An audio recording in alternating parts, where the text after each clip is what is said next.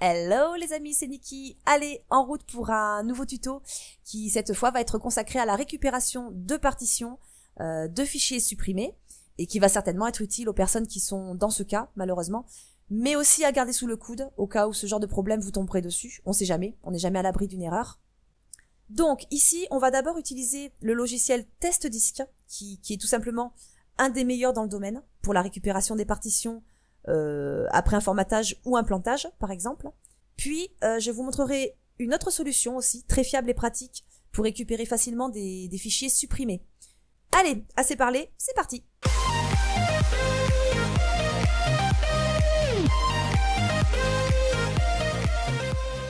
Alors, TestDisk.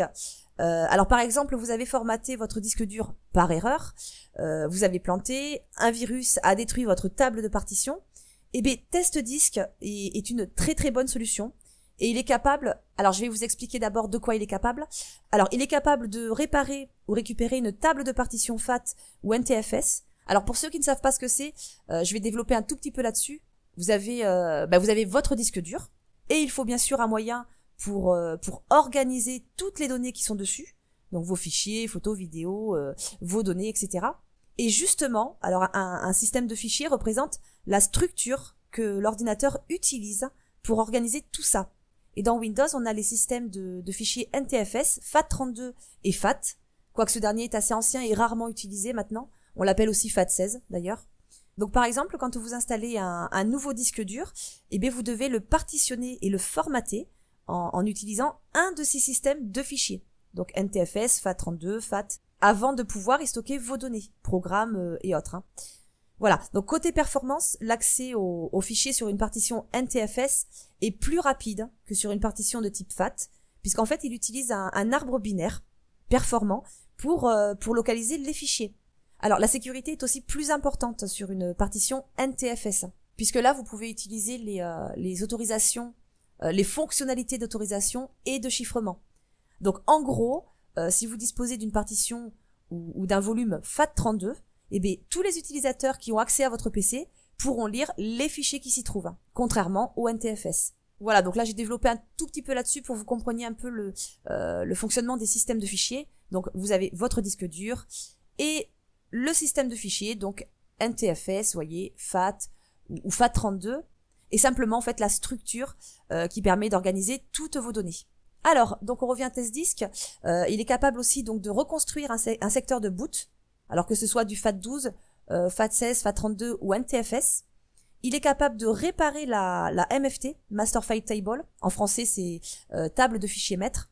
Alors ça, c'est un système, ou une structure plutôt, utilisée par le système de fichiers NTFS, et qui permet en fait de contenir des informations détaillées sur les fichiers, voyez.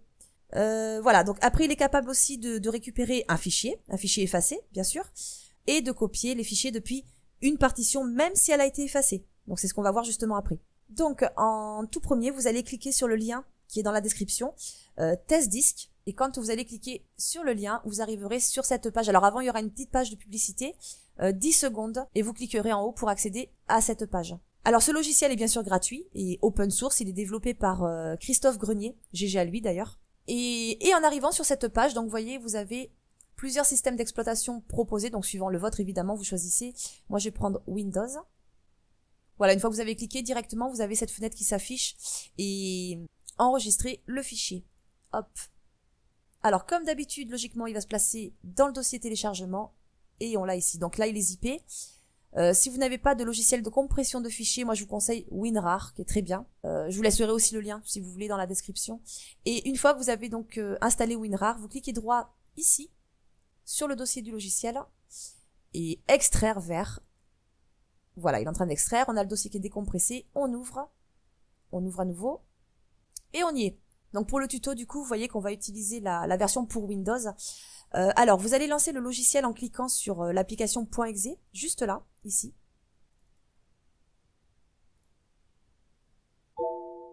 Ok. Tac. Et là, TestDisk va générer un fichier log. Alors du coup, moi, vu que j'ai rien à récupérer, je vais prendre des screens.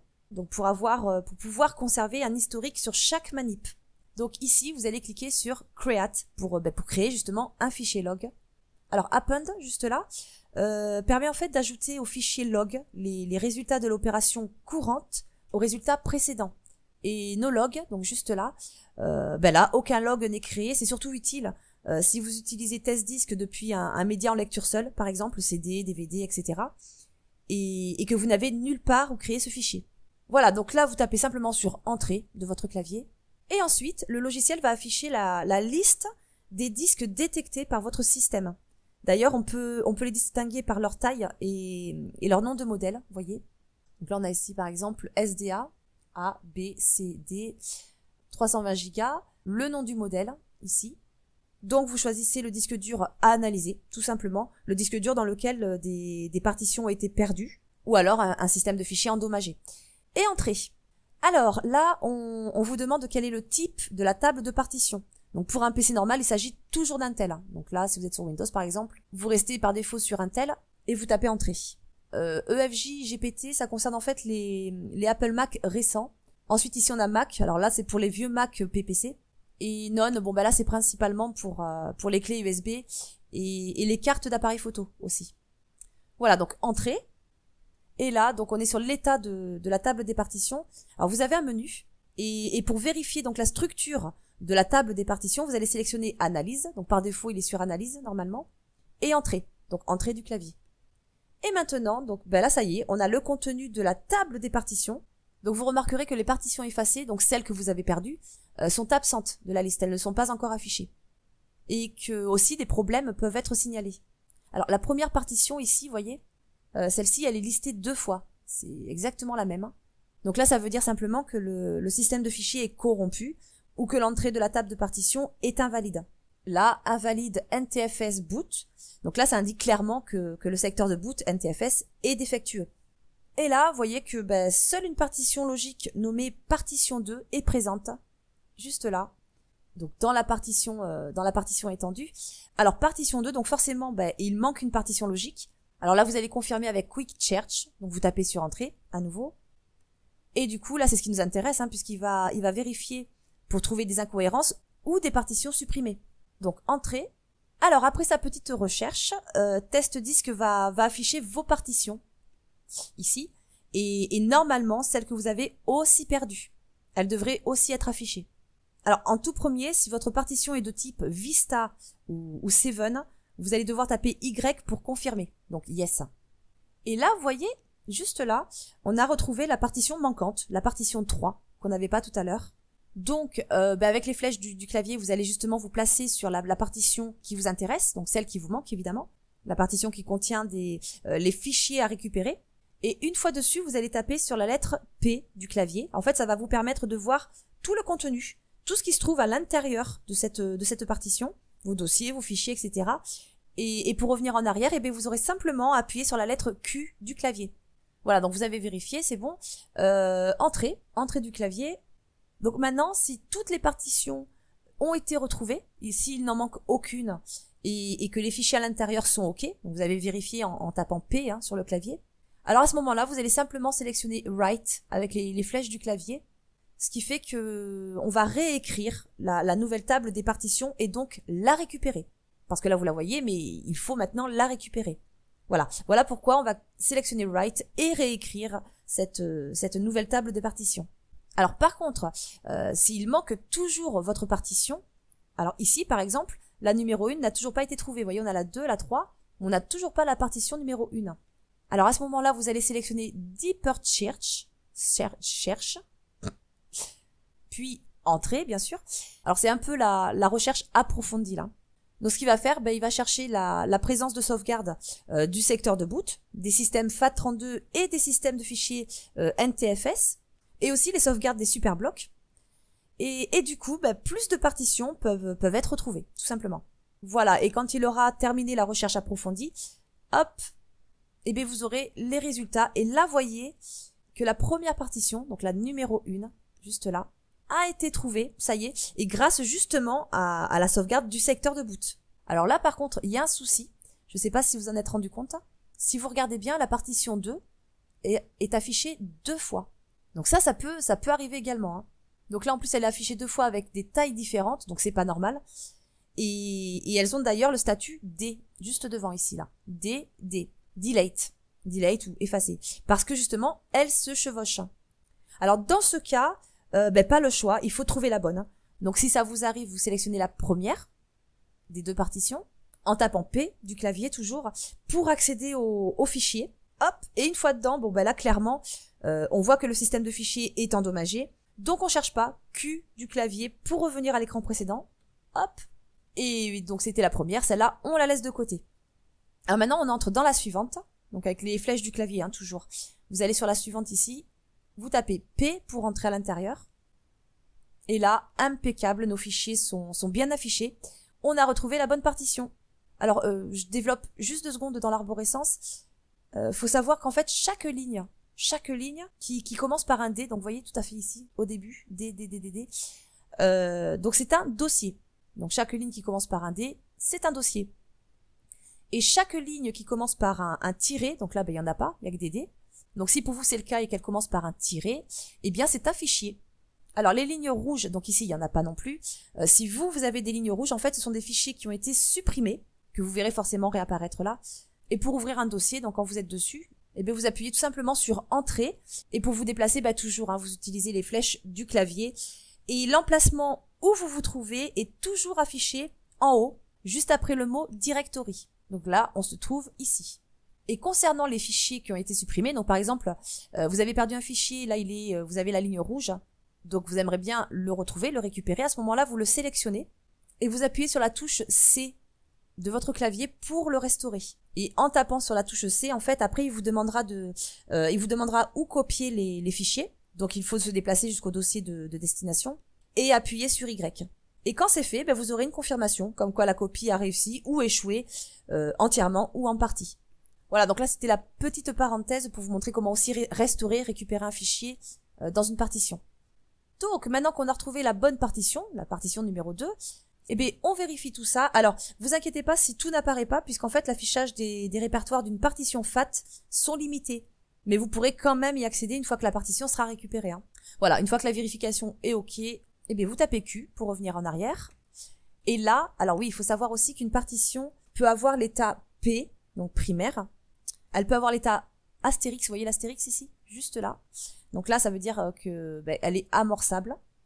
L, donc là on a ici la partition 3, L, qui veut dire logique, et D, donc effacé ou delete. Voilà, donc elle peut avoir plusieurs états.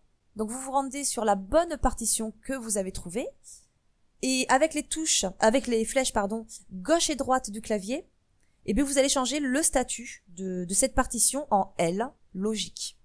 Et vous tapez Entrée. Voilà, donc toutes nos partitions, vous voyez ici, ont été retrouvées. Pas d'erreur, elles sont valides. Alors maintenant, et comme on l'a vu tout à l'heure, on va récupérer la table de partitions en sélectionnant Write. Donc on revient ici, Write. On valide et on confirme avec la touche Y. Voilà, donc les partitions sont récupérées, on peut quitter. Donc vous irez ensuite sur Quit. Et là, vous aurez un message comme quoi vous devez redémarrer votre PC pour que tout soit effectif. Voilà. Alors, une autre solution pour récupérer vos fichiers supprimés, alors très populaire et surtout efficace, qui s'appelle Recuva ou Recuva. Alors, gratuit également, bien sûr. Et vous allez voir que c'est vraiment pas compliqué. Alors, pareil, vous cliquez dans la description sur le deuxième lien. Voilà, donc petite page de publicité, pareil.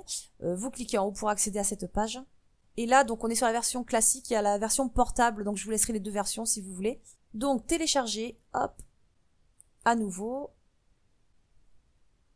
Et à la petite boîte, donc enregistrer le fichier. Toujours pareil, dossier téléchargement. Alors, il est où? Il est là. Donc on a l'application .exe, on double-clique. Exécuter quand même. OK. Alors, bienvenue dans le programme d'installation. Donc français, c'est bon, suivant. Là, c'est comme vous voulez. Suivant. Alors faites attention parce que vous voyez, on nous ajoute toujours des petits programmes comme ça, je vais pas dire à notre insu, mais bon presque. Même si c'est Cleaner est très bien. Donc là, no thanks, je n'en veux pas. Suivant. Donc là, c'est pour le lancer automatiquement. OK. Oui, donc il vous mènera sur une page du navigateur, mais bon, Ça, c'est pas bien grave, vous descendez. Une nouvelle version de Recuva, pas pour l'instant, puisque je suis en plein tuto. Hop. Alors, au tout premier lancement, vous voyez qu'il va vous afficher un assistant. Donc là, vous cliquez sur suivant et on est sur la méthode simple pour récupérer les documents. Alors ici, deuxième étape, vous allez choisir le type de document à récupérer. Donc tous les fichiers, si vous n'êtes pas sûr. Si c'est une image, des images que vous avez perdues, musique, documents, vidéos, compressés, courriel. Voilà, à vous de choisir. Et en fonction de votre choix, le logiciel partira à la recherche de l'extension du fichier. Alors, suivant. Donc, on a choisi le type. Maintenant, l'emplacement. Alors, si vous savez exactement quel dossier et où se trouve le dossier que Recuva doit chercher, alors vous sélectionnez chercher donc dans un emplacement spécifique et vous allez le chercher tout simplement. Si c'est un fichier que vous avez placé dans la corbeille et vous avez supprimé bien sûr tout ce qu'il y avait dans la corbeille, eh bien vous sélectionnez dans la corbeille, dans mes documents, sur ma carte amovible ou mon iPod, ou je ne suis pas sûre tout simplement, hein, si vous ne savez pas trop. Puis après, vous allez arriver sur cette fenêtre, donc la fin de l'assistant. Alors pour la première recherche, ne cochez pas analyse approfondie. Il y a des chances qu'il retrouve le fichier sans avoir à passer par là. Alors si il ne le trouve pas, alors dans ce cas-là, vous aurez ceci. Et en cliquant sur oui, là, il lancera une analyse approfondie. Et vu que c'est quand même plus long, vaut mieux le faire en dernier recours. Et enfin, donc la fenêtre des résultats. Alors le plus important ici, c'est d'obtenir un maximum de ronds verts, puisqu'en fait, ils indiquent que l'intégrité du fichier est excellente. Donc, fichier intact. Pour les rouges, ce seront sûrement des fichiers remplacés, incomplets ou corrompus. Donc là, c'est un peu plus embêtant. Donc maintenant, vous sélectionnez les fichiers que vous souhaitez récupérer et vous cliquez sur récupérer. Voilà, ensuite, vous aurez une boîte de dialogue qui vous invite à choisir un emplacement pour enregistrer les fichiers qui vont être récupérés. Alors, important, évitez de les enregistrer sur le même disque à partir duquel vous êtes en train de récupérer les fichiers. Parce que ce serait dommage d'écraser les fichiers que vous voulez justement récupérer. Donc, placez-les plutôt sur, je sais pas, une clé, un disque dur externe ou autre. Hein. Sinon, en passant par le mode avancé, vous pouvez aussi accéder au mode expert. Et là, vous devez d'abord choisir le lecteur sur lequel vous les avez perdus, ou tous les lecteurs, hein, si vous voulez, si vous n'êtes pas sûr. Puis, vous pouvez filtrer les résultats alors par leur nom, leurs emplacements et extensions.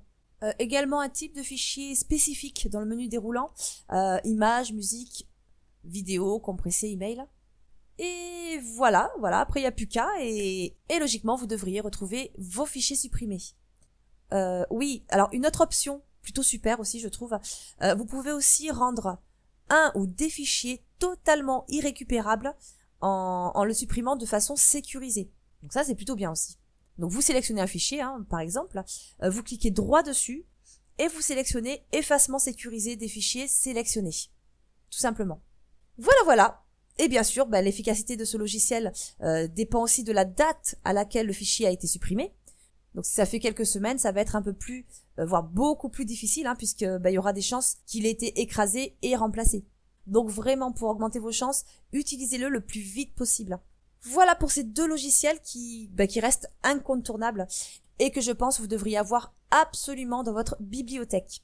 Et ce tuto touche à sa fin, donc si ça vous a plu ou qu'il vous ait été utile, j'espère en tout cas, je compte sur vous pour liker et partager, c'est toujours motivant et très encourageant pour la suite. Et n'hésitez pas à vous abonner si c'est pas fait pour me suivre et découvrir mes prochains tutos. Et en attendant, je vous dis à très vite pour une prochaine vidéo. Allez, ciao!